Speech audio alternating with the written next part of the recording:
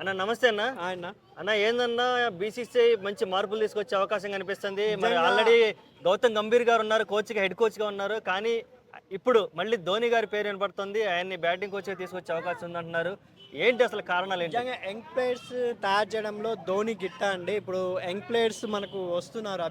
అభిషేక్ శర్మ కానీ, రుతురాజ్ గైక్వాడ్ కానీ, మన యశస్వి జైస్వాల్ కానీ, మన ఇషాన్ కిషన్ ఇలాంటి ప్లేయర్స్ని ఇంకా రాబోయే 2020 వరల్డ్ కప్ తయారు చేయాలంటే ధోని లాంటి దూకుడు బ్యాట్స్మెన్ కావాలి. ఎందుకంటే అభిషేక్ శర్మ ఆ స్టైల్ ఆఫ్ మేకింగ్తో దూకుడుగా ఆడుతున్నారు, కానీ కొంచెం స్టెప్ అవుట్ అవుతున్నాడు అభిషేక్ శర్మ. ఎక్కువ అగ్రెసివ్గా వెళ్ళి జల్దీ అవుట్ కావడం. కానీ అలాంటి అభిషేక్ శర్మకి యువరాజ్ సింగ్ కోచింగ్ ఎలాగో ఉంది కాబట్టి ధోని లాంటి ఒక పిన్స్ హిట్టర్ లాంటి బ్యాట్స్మెన్ సలహాలు కూడా అవసరమైతే ఇంకా అతను రాటు తేలుతాడని నా అభిప్రాయం. ఎందుకంటే నితీష్ రెడ్డి ఆఫ్టర్ హార్దిక్ పాండ్యా తర్వాత ఆల్రౌండర్గా తయారు కావాలన్నా ధోని లాంటి ఒక తెలివి, అంటే క్రికెటర్లో చాలామంది క్రికెట్ ఆడతారు కానీ తెలివైన క్రికెటర్ ఎవరు అంటే ధోని. అండ్ క్యాప్టెన్సీలో వెనకాల సైలెంట్గా ఉంటాడు, కీపర్గా సైలెంట్గా ఉండి బౌలర్ని ఎక్కడ బాల్ వేయాలో, ఎక్కడ బ్యాట్స్మెన్ అవుట్ చేయాలో తెలిసిన వ్యక్తిగా ధోని చాలా ప్రాచుర్యం పొందారు. కాబట్టి ధోని గారి నాయకత్వంలో టీమిండియా విజయాలు సాధిస్తుందని,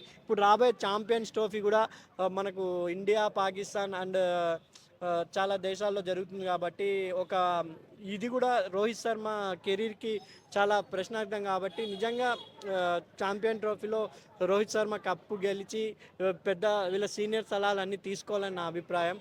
రోహిత్ శర్మ, కోహ్లీ గారు ఈ ఛాంపియన్ ట్రోఫీ తీసిన తర్వాత హ్యాపీగా రిటైర్ అవ్వచ్చు నా అభిప్రాయం. ఎందుకంటే ఇండియా చాలామంది ఉన్నారు వెయిటింగ్లో.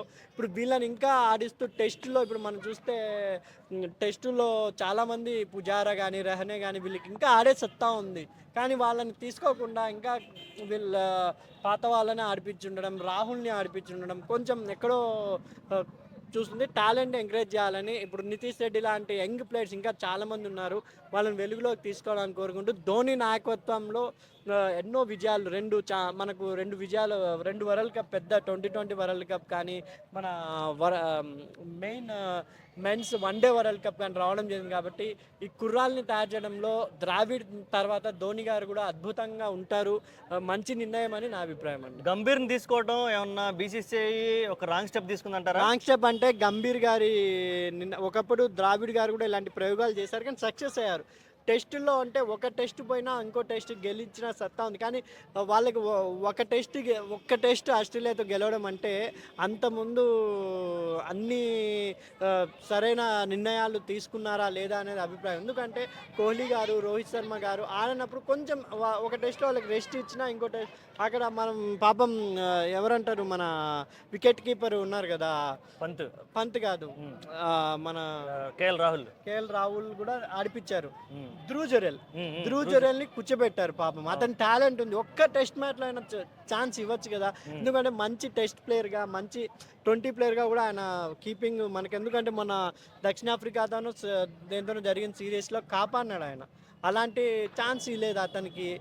ఇంకొంచెం మన మంచి ప్లేయర్స్ని, అభిమన్యు, మిథున్ ఇలాంటి వీళ్ళని కూడా ఎంకరేజ్ చేస్తే ఇంకా ఫ్యూచర్లో బాగుంటుంది. రాహుల్ గారి మీద ఇంకా ట్రస్ట్ చేస్తున్నారు. కోహ్లీ గారు వాళ్ళే చెప్తున్నారు రిటైర్ అయిపోయినా ఇంకా. ఎందుకంటే సచిన్ గారు కూడా రిటైర్ అయ్యే మూమెంట్లో చాలా విమర్శలు ఎదుర్కొన్నారు, సేవాగ్ గారు కానీ. ఇలా రోహిత్ శర్మ అండ్ విరాట్ కోహ్లీ కొంచెం ఈ ఛాంపియన్స్ ట్రోఫీ తర్వాత యంగ్ ప్లేయర్స్కి ఛాన్స్ ఇవ్వాలని మనస్ఫూర్తిగా అనుకుంటున్నాను. ఓకే అండి, థ్యాంక్ యూ సో మచ్.